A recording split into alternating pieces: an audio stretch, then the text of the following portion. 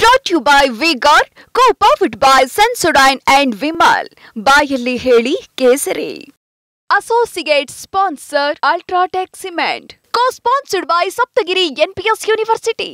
ನರೇಂದ್ರ ಮೋದಿ ಅವರು ಮೂರನೇ ಬಾರಿಗೆ ಪ್ರಧಾನಿಯಾಗಿ ಇವತ್ತು ಪ್ರಮಾಣ ವಚನವನ್ನು ಸ್ವೀಕರಿಸ್ತಾ ಇದ್ದಾರೆ. ಅದರ ಜೊತೆಗೆ ಕರ್ನಾಟಕದ ಹಿರಿಯ ನಾಯಕರುಗಳು ಕೂಡ ಇವತ್ತು ಸಚಿವರಾಗಿ ಪ್ರಮಾಣ ವಚನವನ್ನು ಸ್ವೀಕಾರ ಮಾಡ್ತಾ ಇದ್ದಾರೆ. ಇದ್ರ ಬಗ್ಗೆ ಮಾತಾಡಲಿಕ್ಕೆ ನಮ್ಮ ಜೊತೆ ಇದ್ದಾರೆ ಸಿಪಿ ಯೋಗೇಶ್ವರ್ ಅವರು. ಸರ್, ಪ್ರಧಾನಿಯವರು ಮೂರನೇ ಬಾರಿಗೆ ನರೇಂದ್ರ ಮೋದಿ ಅವರು ಮೂರನೇ ಬಾರಿಗೆ ಪ್ರಧಾನಿಯಾಗಿ ಪ್ರಮಾಣ ವಚನವನ್ನು ಸ್ವೀಕಾರ ಮಾಡ್ತಾ ಇದ್ದಾರೆ. ಇದ್ರ ಬಗ್ಗೆ ನೀವೇನು ಹೇಳ್ತೀರಿ ಸರ್? ಈಗ ನಾವೆಲ್ಲ ಮೊದಲೇ ಇದನ್ನ ನಿರೀಕ್ಷೆ ಇಟ್ಕೊಂಡಿದ್ವಿ, ನರೇಂದ್ರ ಮೋದಿ ಅವರು ಮತ್ತೆ ಪ್ರಧಾನಮಂತ್ರಿ ಆಗ್ತಾರೆ ಅಂತೇಳಿ.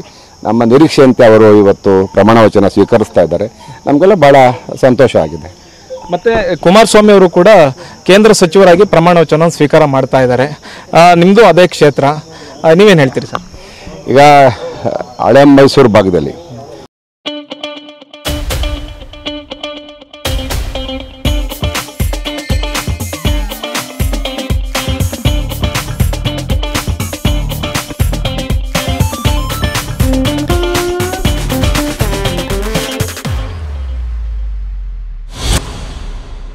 ಎಸ್ಪೆಷಲಿ ಹೊಂದಾಣಿಕೆಯ ಫಲ ಕೊಟ್ಟಿದೆ. ಅದರಲ್ಲೂ ಕರ್ನಾಟಕದಲ್ಲಿ ಹೊಂದಾಣಿಕೆಯಿಂದ ಬಹಳಷ್ಟು ಹೆಚ್ಚಿನ ಕ್ಷೇತ್ರಗಳು ಗೆಲ್ಲಲಿಕ್ಕೆ ಕಾರಣ ಆಗಿದ್ದಾರೆ.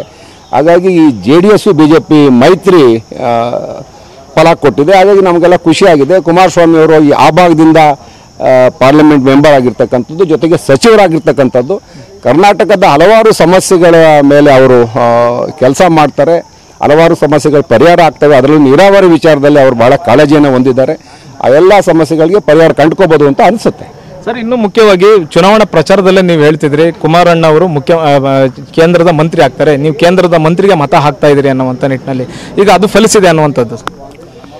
ಸ್ವಾಭಾವಿಕವಾಗಿ ಅವ್ರಿಗೆ ರಾಜಕೀಯ ಸ್ಥಾನಮಾನ ಸಿಗಬೇಕು ಕೇಂದ್ರದಲ್ಲಿ ಅಂತೇಳಿ ಕರ್ನಾಟಕದ ಜನ ಬಯಸಿದ್ರು.